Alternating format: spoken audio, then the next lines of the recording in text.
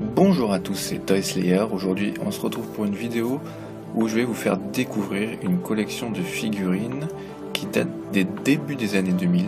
C'est édité par Bandai et cette collection s'appelle Dragon Ball Z Kalapuchi.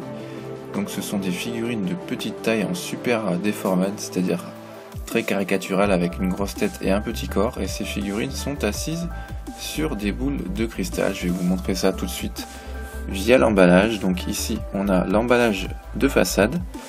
Il y a plusieurs sets de figurines qui sont sortis dans cette collection. Ici c'est la collection, donc je le répète, Kala comme caractère, Puchi, et ici c'est Cell Hen, donc l'air de sel, donc que des figurines qui se rapportent à cet arc scénaristique.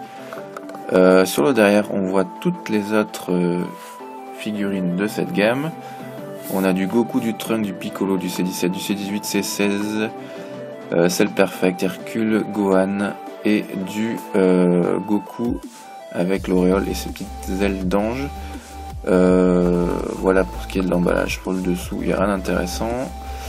Et donc je vais vous montrer quelques-unes de ces figurines qui sont très sympas, qui étaient assez populaires au début des années 2000. Cette gamme-là que j'ai, elle date à peu près de 2005 pour être précis. Une des premières figurines que j'ai, c'est Gohan en version Super Saiyajin 2. Donc comme vous pouvez le voir, ce sont des figurines en super déformate, comme je vous l'ai dit, qui sont assises sur un socle avec une boule de cristal. Hop, et vous les, comme ça, vous les fixez sur la boule et elles restent assises. Et comme vous pouvez le voir, elles sont assez bien faites hein, au niveau des peintures, au niveau du sculpte.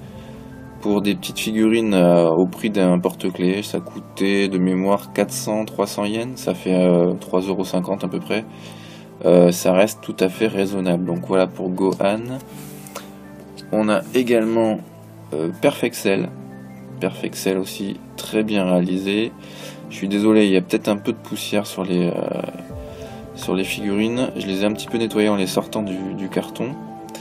Mais il reste un petit peu de poussière. Les couleurs n'ont pas perdu de leur éclat. Par contre, au niveau des boules de cristal, il faut savoir que le plastique des boules de cristal, en fait, qui est un plastique transparent, est très fragile aux écarts de température. Moi, je les avais exposés sur une étagère.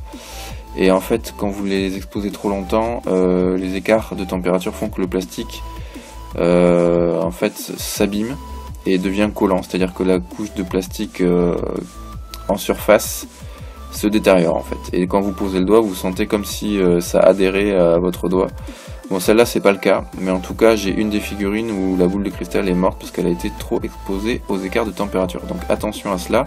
Sinon les figurines en elles-mêmes, la partie haute de la figurine, donc c'est-à-dire le personnage, en plastique semi-dur et qui est de plutôt bonne tenue pour le prix. Voilà pour Perfect Cell. Quand je vais mettre à côté de Gohan, hop, on va faire de la place. Toujours dans la même collection, j'ai le fameux C16, super bien fait. Regardez le visage, très fidèle, en super déformade, très sympa, avec le logo ruban rouge. Comme je vous l'ai dit, il n'y a pas vraiment de débordement de peinture, c'est plutôt propre. Voilà pour C16. Hop, on fait de la place. On a ensuite Krillin. Donc voilà, celui-là je l'ai pu avec sa boule de cristal parce que sa boule de cristal, comme je vous l'ai dit, elle a fondu. Donc on retrouve le kanji derrière sur son kimono et en façade les 3 petits points sur son front. C'est vraiment une figurine bien sympa. Je sais pas si elle fait partie de la même collection de Cell, celle-là non. Ça fait partie de notre collection. C'est toujours du Kalapuchi mais pas de l'air Cell en tout cas. Tiens, je vais le poser là à plat, je sais pas si je vais pouvoir l'asseoir. Non, c'est pas grave, je vais le mettre couché, tranquillou. Et enfin, pareil, un autre Kalapuchi. Celui-là, c'est Végétaux en Super Saiyajin. Et là, par contre, on voit qu'il y a des petits accros de peinture, des petits débordements. C'est une des seules figurines que j'ai avec des petits accros de peinture, sinon les autres, elles sont nickel. Au niveau de la taille moyenne des figurines, on est sur du socle non compris, entre du 5 et 6 cm environ.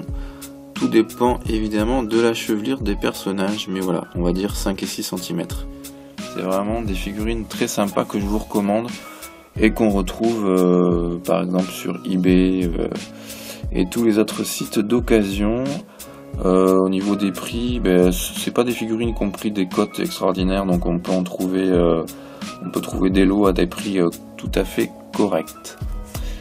Voilà, et je vous dis à très bientôt pour une autre vidéo de figurines DBZ ou d'autres séries. N'hésitez pas à vous abonner à ma chaîne si ça vous plaît, et je vous dis à très bientôt. Ciao!